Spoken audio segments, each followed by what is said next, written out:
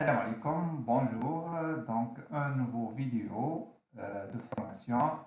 Et l'objectif de ce vidéo, aujourd'hui, on va voir une commande importante, une nouvelle commande qui existe dans la version 24 de l'édition pilotée.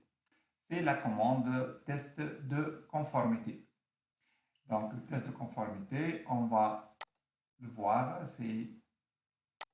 on va le trouver ici, c'est le test numéro 8, test de conformité. Donc, c'est quoi l'idée de ce test? Là, j'ai lancé le recalcul, j'ai obtenu deux choses. La première chose, donc l'objectif ou l'idée de ce test, c'est que je vais laisser à l'auditeur la possibilité de faire un petit script, une petite programmation pour chaque élément de test qu'il va faire. C'est-à-dire, en d'autres termes, pour chaque section a un programme de travail.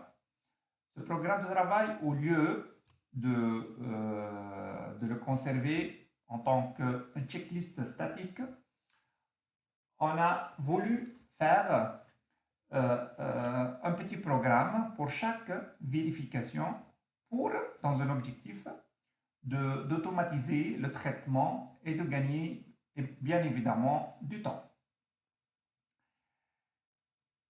Donc, le résultat, après avoir lancé la requête de calcul, j'ai obtenu un état de deux éléments de non-conformité. Donc, je vois ici le test numéro 235 qui existe au niveau de la section capital social. Ça, c'est la vérification. J'ai parmi les diligences à effectuer, c'est la vérification que les capitaux propres, le capital propre doit être toujours supérieur à 50% du capital social. C'est ce qu'on appelle le test de continuité d'exploitation. Et le test numéro 2, au numéro 179, ça c'est la séquence des checklists de mon programme de travail. J'ai voulu faire une vérification des règlements par espèce et qui dépasse 3000. Donc, généralement, ces tests, ce programme de travail, il est chargé au début de l'exercice avec cette programmation. Donc, on va faire une programmation au début de l'exercice, au début de l'année. D'accord? Et par la suite, on va l'appliquer pour tous les dossiers. De cette manière, je vais obtenir pas mal de données très importantes qui vont me faire gagner assez de temps et gagner assez de performance. Alors, donc ça, c'est le cadre général, ça c'est l'idée de ce test. Donc, je vois que le test ici, cette vérification, j'ai obtenu un élément qui est non conforme au niveau section capital social. Donc, si je vais consulter cette section et je vais voir le programme de travail, je vais lire comment j'ai fait cette programmation, comment j'ai fait ce paramétrage. Donc, on va aller directement à cette partie. Donc, je vais aller au capital social, section capital social. Voilà, c'est mon capital social. Je vais aller directement à la partie conclusion et au niveau test de conformité. Voilà. Je vais réduire le formulaire.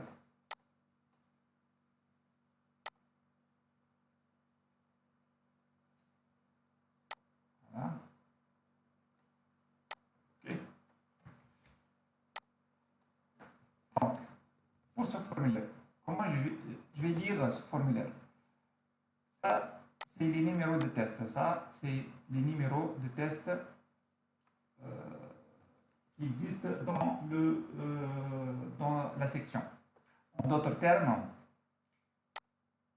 voilà le programme de travail, mon programme de travail exhaustif pour la section. Et pour chaque élément, Ça, c'est les désignations de test. Ici, les techniques de contrôle. Donc, quelles sont les techniques que je vais appliquer pour vérifier la bonne application de cette exigence. Donc, si j'ai 6 familles que je peux directement, je clique et lui, elle va mentionner ça au niveau de la partie technique. Donc, ici, c'est un champ descriptif des résultats obtenus. Et ici, le déclencheur, ici, on va faire la programmation. On va faire les filtres nécessaires que je veux les appliquer. Voilà. Donc, pour ce test, comment j'ai fait, comment j'ai conçu la formule. Chacun peut concevoir n'importe quelle façon pour obtenir les résultats. Dans notre cas, donc, je vais vérifier que le total des capitaux propres doit toujours être supérieur à 50% du capital social. Notre capital social pour cette société, elle est de 5,72 000. Donc, la moitié, c'est 2,86 000. D'accord? Je vais dire que rechercher dans le domaine balance générale. Avant tout, avant d'entrer dans le détail, comment je vais obtenir le résultat que les capitaux propres doivent être supérieurs à 50% de capital social. Donc, les comptes de capitaux propres, ce sont des comptes créditeurs. Donc, si j'ai des comptes débiteurs, c'est le seul cas où les capitaux propres deviendront inférieurs à 50% du capital social. Donc, je vais dire rechercher dans le domaine balance générale, dans la classe 1.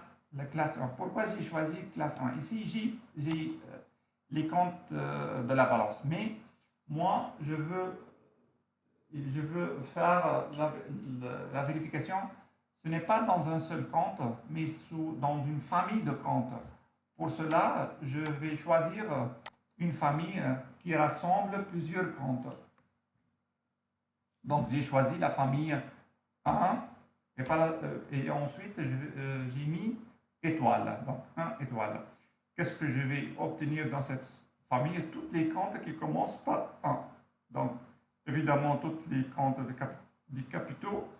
Aussi, je peux trouver des comptes qui sont de type autre passif non courant. Mais 99% les comptes de autre passif courant, tels que les comptes de famille 16, vont être évidemment des comptes créditeurs. Donc, c'est pourquoi j'ai choisi la famille 1 et au niveau sens débit, donc sens débiteur.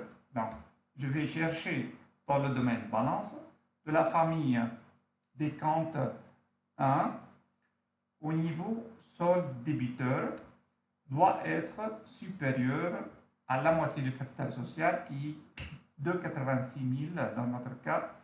Le journal, ce n'est pas la peine de le sélectionner, mais c'est un critère que je peux l'ajouter dans d'autres tests et je vais lui dire que s'il existe quelque chose ici, donc c'est une situation non satisfaisante. D'accord? Et maintenant, je peux visualiser les résultats d'ici comme je peux les visualiser au niveau de l'état de conformité. Mais laissons-nous visualiser ici. Donc, j'ai lancé le traitement, voilà, voilà. Donc, le résultat ici, donc, il m'a apporté le compte 121 000. Le résultat reporté qui a un solde débiteur de 350 000 dinars. Donc, c'est ce compte qui a absorbé, qui a épongé plus que 50% du capital social.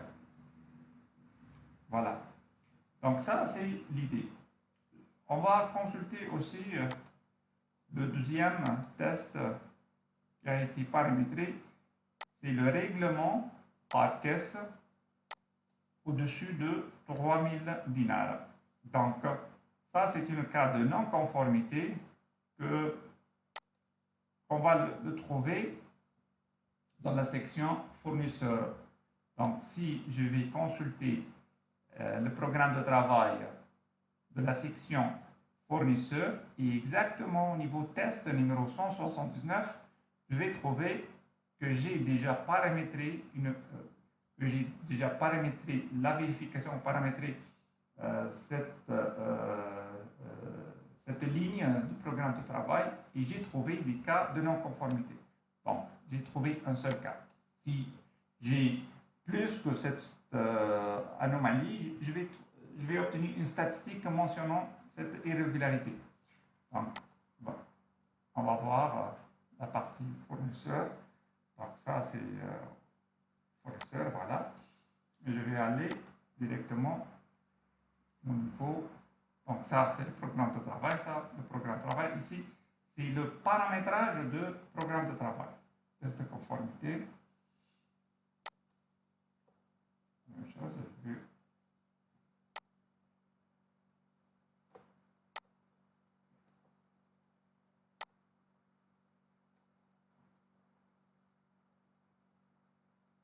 donc c'est 169, c'est ça, le numéro exactement ça, 169.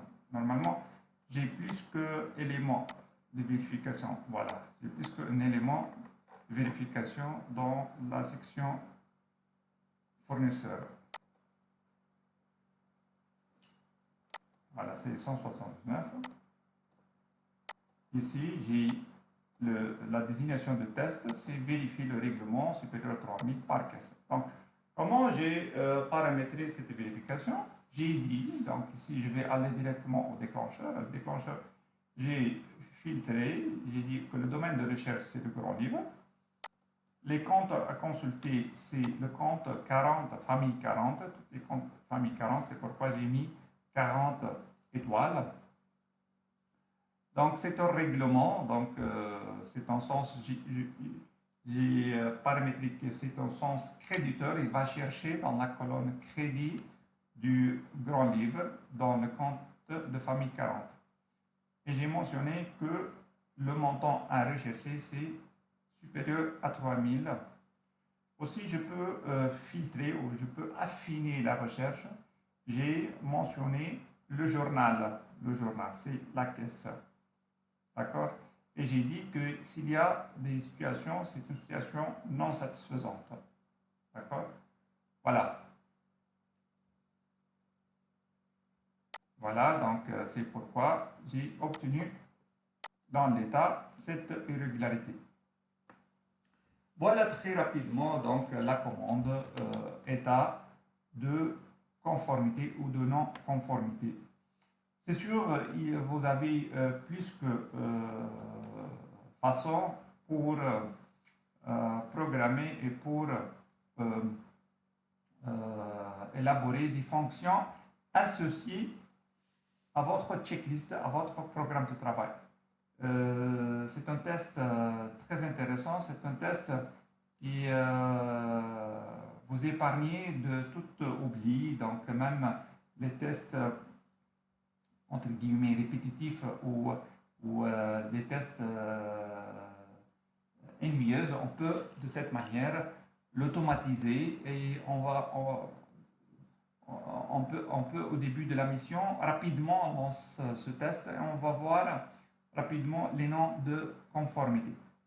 Voilà, donc ça pour ce vidéo, je vous remercie et à la prochaine et une nouvelle commande. Au revoir.